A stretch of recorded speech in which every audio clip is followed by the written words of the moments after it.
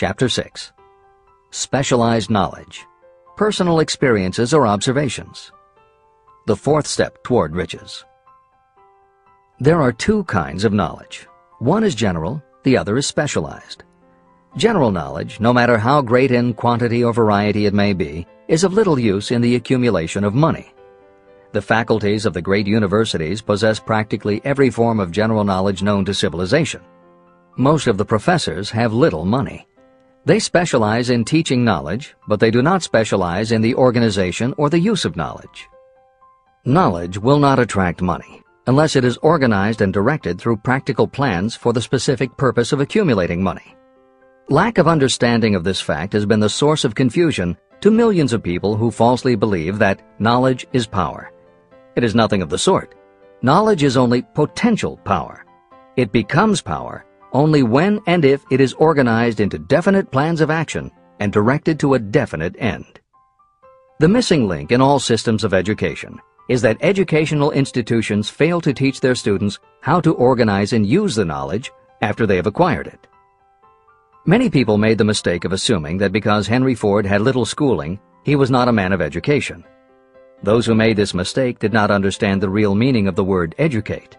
That word is derived from the Latin word educo, meaning to educe, to draw out, or to develop from within. An educated person is not necessarily one who has an abundance of general or specialized knowledge. An educated person is one who has so developed the faculties of their mind that he or she may acquire anything they want or its equivalent without violating the rights of others. During the World War, a Chicago newspaper published editorials in which, among other statements, Henry Ford was called an ignorant pacifist. Mr. Ford objected to the statements and sued the paper for libeling him. When the suit was tried in the courts, the attorneys for the paper called Mr. Ford to the witness stand for the purpose of proving to the jury that he was ignorant. They asked Mr. Ford a great variety of questions. All of them intended to prove that while he might possess considerable specialized knowledge about manufacturing automobiles, he was in the main ignorant. Mr. Ford was asked such questions as, who was Benedict Arnold? And how many soldiers did the British send over to America to put down the rebellion of 1776? In answer to the last question, Mr. Ford replied, I do not know the exact number of soldiers the British sent over, but I have heard that it was a considerably larger number than ever went back. Finally, Mr. Ford became tired of this line of questioning.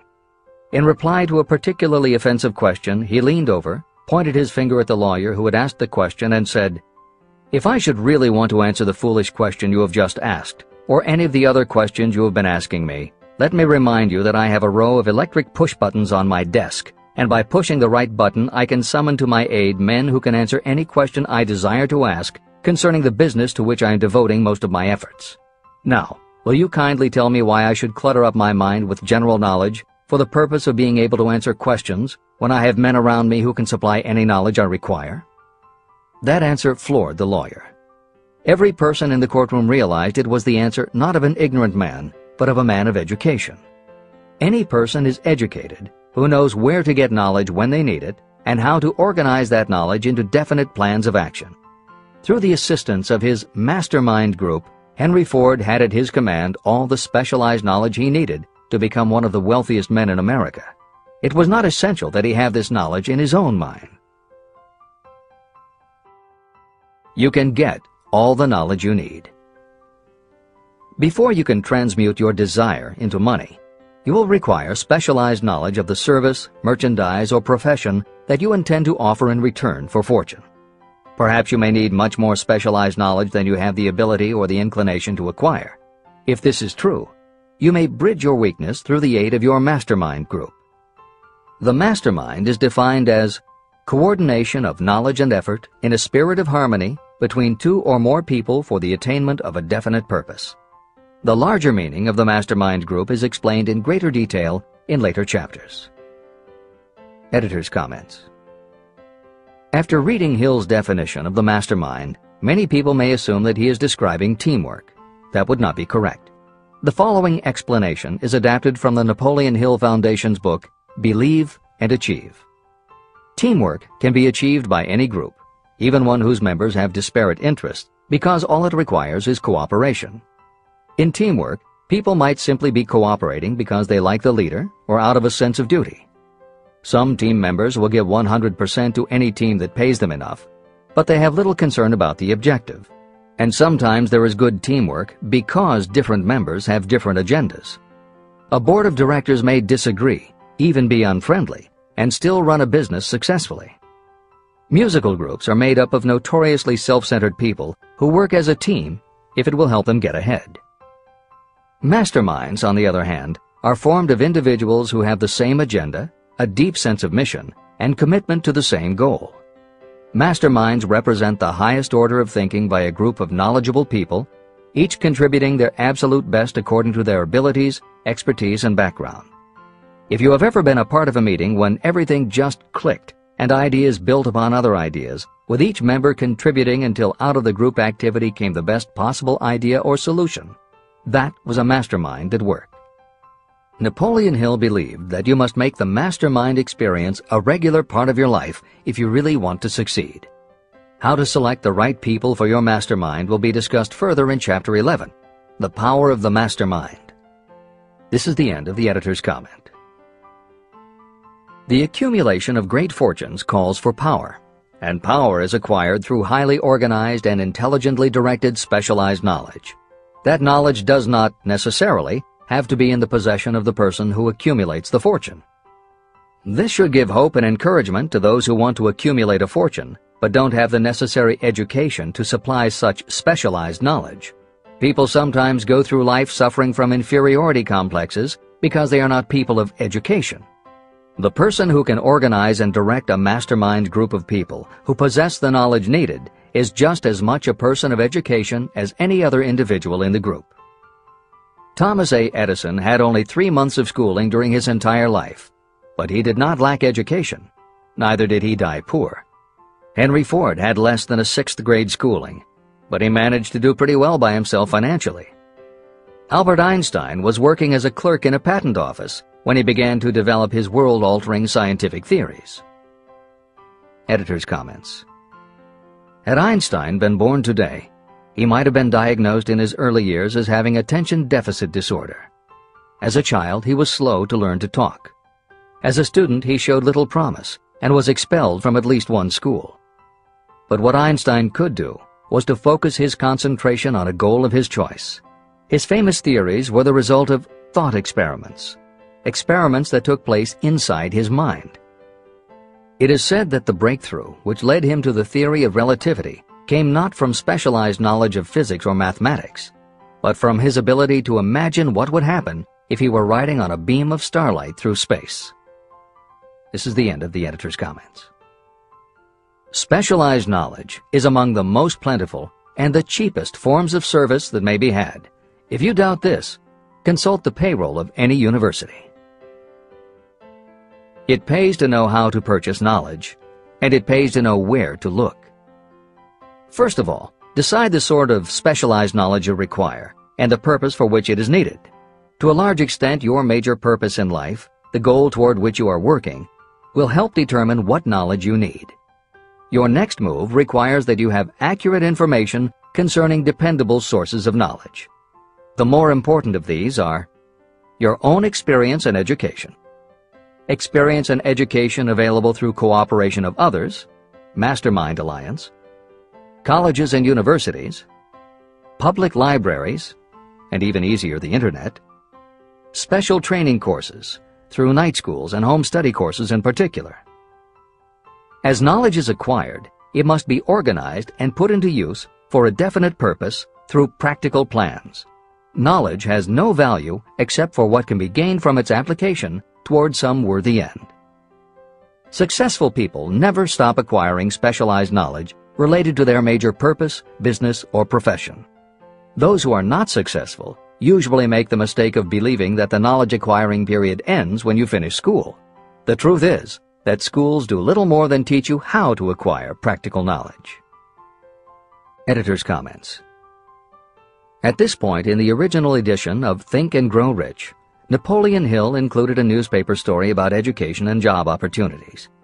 Although the contemporary job market has changed considerably, the author of the article, Robert Moore, Director of Placements at Columbia University, made some comments that are perfectly aligned with the philosophy of Think and Grow Rich and are still holding true today. One such comment was, "The man who has been active on the campus, whose personality is such that he gets along with all kinds of people, and who has done an adequate job with his studies, has a most decided edge over the strictly academic student." One of the largest industrial companies, the leader in its field, in writing to Mr. Moore concerning prospective seniors at the college said, "We emphasize qualities of character, intelligence, and personality far more than specific educational background." Although few would argue that education is valuable, as Moore implies above and as Hill noted earlier about Edison, Ford, and Einstein, academic accomplishment has never been a sure indicator of success. The October 27, 2003 issue of Time magazine made a similar point in their cover story about the changes being made in the SAT exam. Although the article's primary focus is on the efforts to make the SAT less biased, it also notes that recent research indicates that neither the SAT nor IQ tests have proven to be very reliable predictors of future real-world achievement. In his best-selling book, Emotional Intelligence, author Daniel Goleman has created a persuasive argument that the way in which a person handles themselves and their relationships, which he calls emotional intelligence, or EI, is a much better indicator than IQ in predicting whether a person will be successful in life. In his later books, Working with Emotional Intelligence and Primal Leadership, Goleman applies his theory to the workplace, focusing on emotional intelligence leadership techniques and comparing corporate managers' EI with their IQ to analyze which has the greatest positive effect on the financial bottom line. Daniel Goleman's theories have caused some significant changes within educational circles and among management theorists, but their greatest impact has been on individuals who have gone through life intimidated because they believe they aren't smart enough.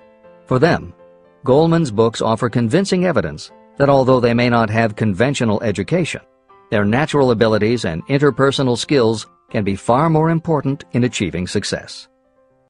This is the end of the editor's comments. One of the most reliable and practical sources of knowledge available to those who need specialized schooling are night schools, extension courses, and seminars. The correspondence schools give specialized training anywhere the U.S. mails go, or via the Internet.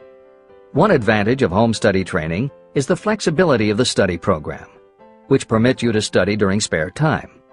Another advantage of home study training, if the school is carefully chosen, is that most courses offer some method of personal consultation, which can be of priceless value to those needing specialized knowledge. No matter where you live, you can share the benefits. A lesson from a collection agency. Anything acquired without effort and without cost is generally unappreciated and often discredited. Perhaps this is why we get so little from our marvelous opportunity in public schools. The self-discipline you will learn from a program of specialized study can make up for the wasted opportunity when knowledge was available without cost. Being asked to pay, whether you make good grades or poor, has the effect of causing you to follow through with the course when you would otherwise drop it. I learned this from experience when I enrolled for a home study course in advertising. After completing 8 or 10 lessons, I stopped studying. But the school did not stop sending me bills. In fact, they insisted upon payment whether I kept up my studies or not. I decided that if I had to pay for the course, which I had legally obligated myself to do, I should complete the lessons and get my money's worth. Correspondence schools are well-organized businesses. At the time, I felt that their collection system was somewhat too well-organized, but I learned later in life that it was a valuable part of my education. The truth is that their collection department constituted the very finest sort of training on decision-making, promptness, and the habit of finishing what you begin. The collection system that forced me to finish the course turned out to be worth much in the form of money earned. The road to specialized knowledge. We have in this country what is said to be the greatest public school system in the world. One of the strange things about human beings is that they value only that which has a price. The free schools of America and the free public libraries do not impress people because they are free. This is the major reason why so many people find it necessary to acquire additional training after they finish school and go to work. It is also one of the major reasons why employers give greater consideration to employees who take specialized training courses. They have learned that those who have the ambition to give up a part of their spare time to studying at home have in them those qualities that make for leadership.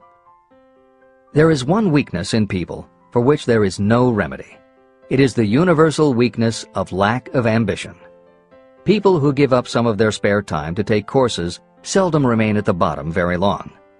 By taking such courses, they open the way for the upward climb, remove many obstacles from their path, and attract the interest of those who have the power to help them.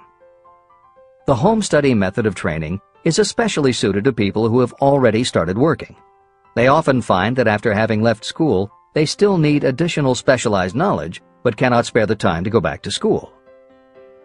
Stuart Austin Weir was a construction engineer. He followed this line of work until the Depression hit and severely limited the construction business. He took inventory of himself and decided to change his profession to law. He went back to school and took special courses to prepare himself as a corporation lawyer.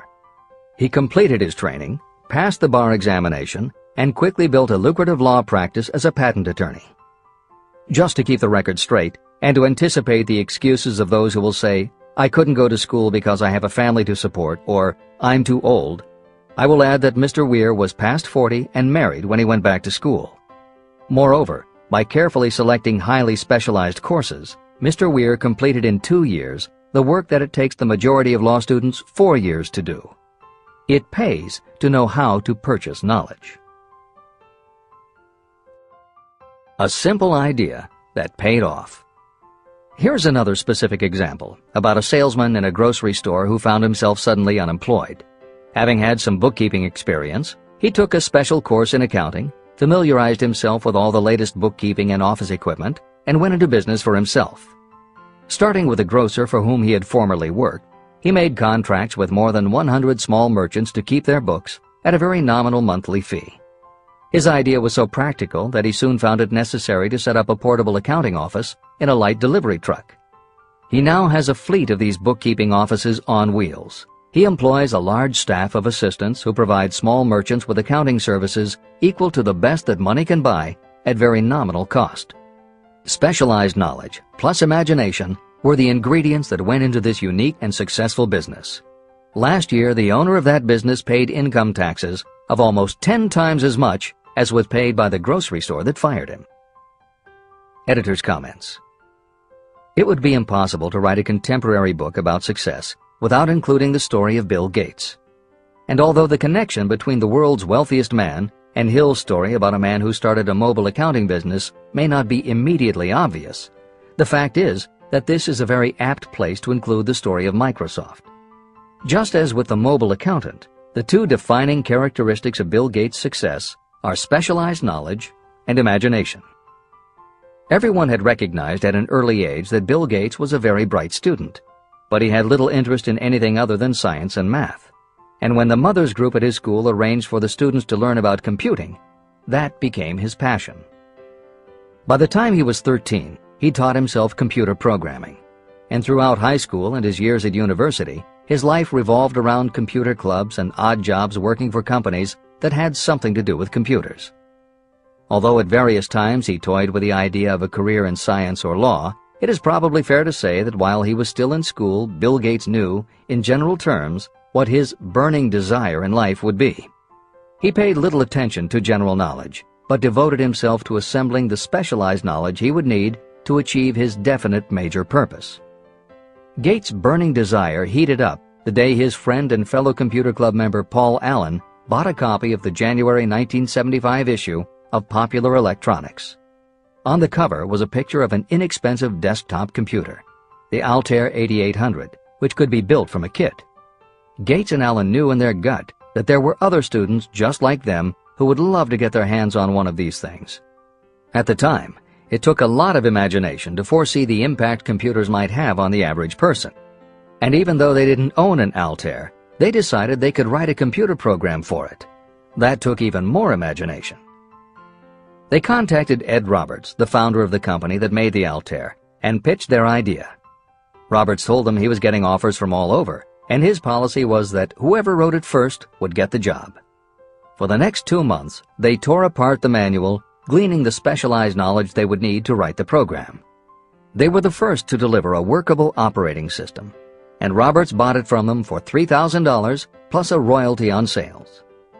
With their vision of the future burning in their imaginations, Gates and Allen used the advance and their royalties to launch a company that would be in the business of writing computer programs.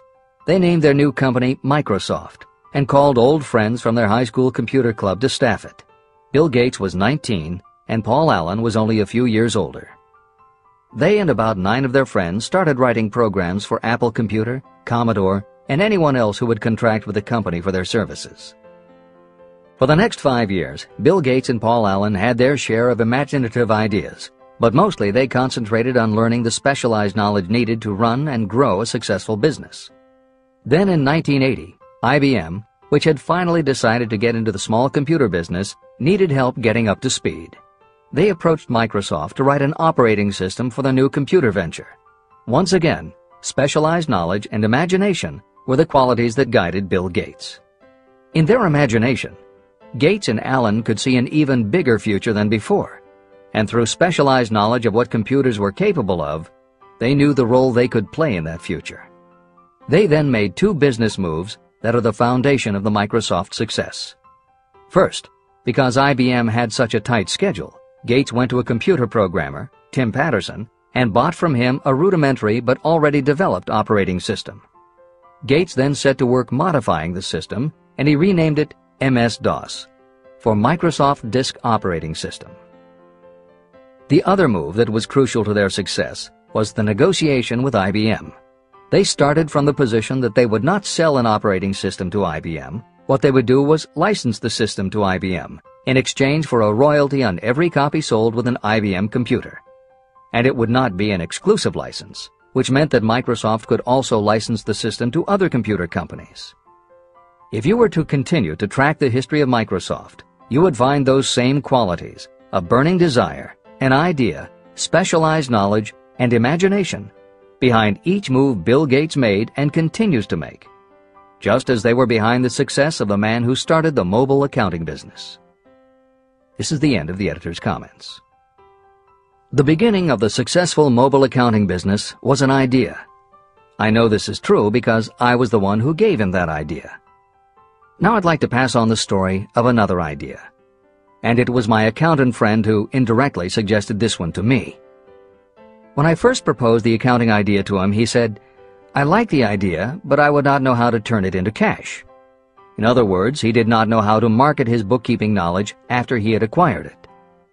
So with the aid of a young woman copywriter, a very attractive presentation was prepared describing the advantages of the new system of bookkeeping. The brochure told the story of this new business so effectively that its owner soon had more accounts than he could handle. There are thousands of people all over the country who need the services of a merchandising specialist capable of preparing an attractive way to market personal services. This idea was born of the necessity to solve a specific problem. But it did not stop by serving merely one person. The woman who created the presentation has a keen imagination. She saw in her newly born brainchild the making of a new profession to serve thousands of people who need practical guidance in marketing personal services. Spurred to action by the success of her first prepared plan to market personal services, this woman turned to solving a similar problem for her son. He had just finished college, but had been totally unable to find a market for his services. The plan she created for him was the best example of merchandising personal services I have ever seen. When the presentation had been completed, it contained nearly 50 pages of beautifully typed, properly organized information. It told the story of her son's natural abilities, schooling, personal experiences, and a great variety of other information. The book also contained a complete description of the position her son desired, together with a marvelous word picture of the exact plan he would use in filling his position. The preparation of the presentation required several weeks of her time, during which she sent her son to the public library almost daily to get specific data needed to sell his services to best advantage.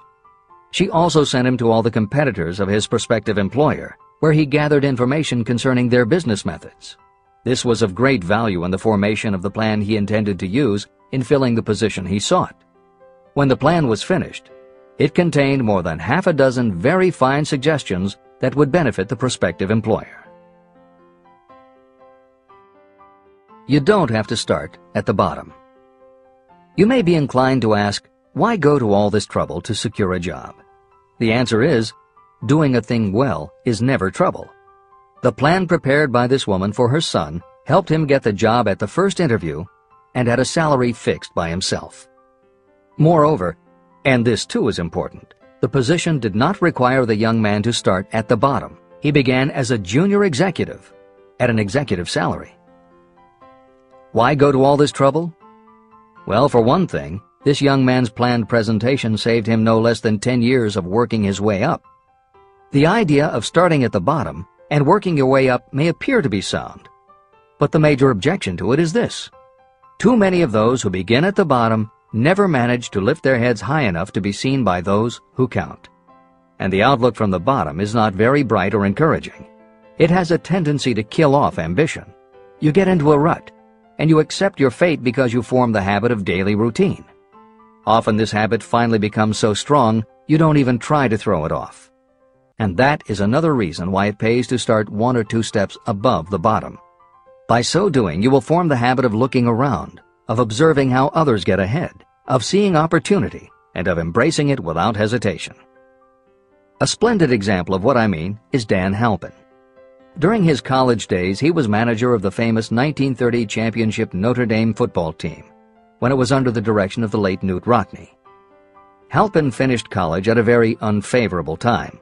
The Depression had made jobs scarce. So after a fling at investment banking and motion pictures, he took the first job with a potential future he could find. It was selling electrical hearing aids on a commission basis. Anyone could start in that sort of job, and Halpin knew it, but it was enough to open the door of opportunity to him. For almost 2 years he worked at the job, but it didn't satisfy him. He would never have risen above that job if he had not done something about his dissatisfaction. He aimed first at the job of assistant sales manager of the company, and he got the job. That single step upward placed him high enough above the crowd for him to see still greater opportunity. Also, it placed him where opportunity could see him. In his new position, he did so well selling hearing aids that A.M. Andrews, chairman of the board of the Dictograph Products Company, a competitor of the company for which Halpin worked, asked to meet with him. Mr. Andrews wanted to know something about that man Dan Halpin, who was taking big sales away from the long-established Dictograph Company. When the interview was over, Halpin was the new sales manager in charge of the Acousticon division of Dictograph. Then, to test young Halpin's mettle, Mr. Andrews went away to Florida for 3 months, leaving him to sink or swim in his new job. He did not sink. Knute Rockne's spirit of all the world loves a winner and has no time for a loser inspired him to put so much into his job that he was elected vice president of the company. Vice president was a job that most would be proud to earn through 10 years of loyal effort, but Halpin turned the trick in little more than 6 months. One of the major points I'm trying to emphasize through this entire philosophy is that we rise to high positions or remain at the bottom because of conditions we can control, but only if we desire to control them. I am also trying to emphasize another point, that both success and failure are largely the results of habit. I have not the slightest doubt that Dan Halpin's close association with the greatest football coach America ever knew planted in his mind the same kind of desire to excel that made the Notre Dame football team world famous. Truly, there's something to the idea that hero worship is helpful, provided you worship a winner. My belief in the theory that business associations are vital factors, both in failure and in success, was clearly demonstrated when my son Blair was negotiating with Dan Halpin for a position. Mr. Halpin offered him a beginning salary of about 1/2 what he could have gotten from a rival company. I brought parental pressure to bear and encouraged Blair to accept the job with Mr. Halpin. I believe that close association with people who refuse to compromise with circumstances is an asset that can never be measured in terms of money. The bottom is a monotonous, dreary, unprofitable place for any person. That is why I have taken the time to describe how lowly beginnings can be overcome by proper planning. Make your ideas pay off through specialized knowledge. The woman who prepared the personal service sales plan for her son now receives requests from all parts of the country, from others who want to market their personal services for more money. But don't think that all her plan consists of is clever salesmanship to help her clients get more money for the same services they formerly sold for less. She looks after the interests of the purchaser as well as the seller of personal services. She prepares her plans so that the employers receive full value for the additional money they pay. If you have the imagination and seek a more profitable outlet for your personal services, this suggestion may be the stimulus for which you have been searching. The idea could earn you an income far greater than that of the average doctor, lawyer, or engineer whose education required several years in college. Editor's comments. Mary Kay Ash was literally researching and writing down specialized knowledge when the idea for a new business was born in her imagination. Mary Kay had quit her job as a very successful sales manager in the gift business because she had become discouraged by seeing the men she had trained earning more and being promoted ahead of her.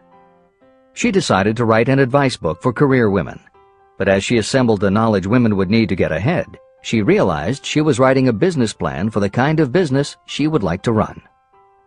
She took her life savings of $5,000, went out and found a skincare cream she liked, acquired the rights to it, and began to contact her friends and friends of friends to see if they would like to be beauty consultants for her new company. But what she was offering wasn't just a chance to sell skincare products. It was a very imaginative combination of philosophy and opportunity that gave women the chance to achieve both personal satisfaction and financial success. The company showed a modest profit in its first year and continued to grow each year until, by the beginning of the 21st century, there were over 1 million independent beauty consultants in 30 countries with wholesale sales of more than $1.5 billion. 3 times Mary Kay Cosmetics was named as one of the 100 best companies to work for in America, and Lifetime Television Network named Mary Kay the businesswoman of the century. She became one of the most in-demand motivational speakers and the best-selling author of 3 books. Neil Balter also started his company based on specialized knowledge and imagination. He got his specialized knowledge from his job as a carpenter's apprentice. His imagination came into play the day he was hired by a customer who wanted to clear up a messy closet by having shelves installed. Now that kind of job must have been offered to thousands of carpenters, but not one of them had the imagination to see in it what Neil Balter saw. When he finished the work, Balter didn't just see nicely fitted shelves. He saw that he had created a solution for a problem that was common to every household in America. He took the money he earned from the job and started his own business, California Closet Company, which specialized in shelves and fittings designed to attractively organize closet space for maximum efficiency. But Balter's imagination didn't stop once he had his own business up and running. Now he could imagine an even bigger operation. So he went out to find new specialized knowledge about operating and franchising a business. Neil Balter had licensed more than 100 California Closet franchises when Williams-Sonoma offered to buy the company for $12 million. Lillian Vernon's specialized knowledge was in an area that many women had, but they didn't have the imagination she had. To quote from her autobiography, An Eye for Winners, "Handbags. I knew about those, why not sell them? And belts to match. Didn't every teenage girl strolling along the street anywhere in the United States sport a handbag and belt? And my handbags would offer something special. Each one would be personalized with initials. I knew with absolute certainty that teenagers would go for items that made them feel unique." She believed enough in her idea that she spent $495 to take a small ad in 17 magazine. The ad brought in $32,000 in orders. That was when Lillian Vernon started to gather other specialized knowledge about renting space, manufacturing products, warehousing, and shipping, all of which she'd need to grow her idea of bags and belts into a direct response business featuring a whole array of distinctively monogrammed items. Within a few years, she needed more specialized knowledge about product photography, layout, printing, and direct mail, as she imagined having her own catalog. She started by mailing a 16-page black and white catalog to 125,000 customers who had bought products from her in the past. At the beginning of the 21st century, Lillian Vernon was still picking the merchandise and overseeing the design of her catalogs, many of which now run well over 100 full-color pages, are mailed to millions of people many times each year, and generate approximately $250 million in annual sales. There is another story about gathering specialized knowledge that is so good we will use it to conclude this editorial comment. It actually comes from the Napoleon Hill archives and although he did not include it in Think and Grow Rich, he often used it as an example in his lectures and seminars. There was a young man who started out working for the railroad in 1893 as a machinist at 5 cents an hour. He was always taking courses and learning what he could about steam engines, and by 1905 he had worked his way up through the ranks until he was superintendent of motive power for Chicago Great Western in Olwine, Iowa. Then he did something that must have made his friends think he had taken leave of his senses. He was attending the Chicago Automobile Show when a red and white locomobile caught his attention. He put up his life savings of $700 and convinced a friend to co-sign a loan for $4,300 so he could buy the car. He promptly took it home, put it into a shed, jacked it up, and proceeded to take it apart piece by piece. Then he put it back together again. Then he took it apart and put it back together again. After doing that a few more times, he had learned what he wanted to know. And that was how Walter P. Chrysler gathered the specialized knowledge he needed to get himself out of railroading and into the automobile business. This is the end of the editor's comment. There is no fixed price for sound ideas. Behind all ideas is specialized knowledge. But remember, specialized knowledge is more abundant and more easily acquired than ideas. Because of this truth, there are ever-increasing opportunities for the person capable of helping men and women sell their personal services. Capability means imagination, the one quality needed to combine specialized knowledge with ideas to create organized plans that will yield riches. If you have imagination, this chapter may present you with an idea that is the beginning of the riches you desire. Remember, the idea is the main thing. Specialized knowledge may be found just around the corner. Any corner.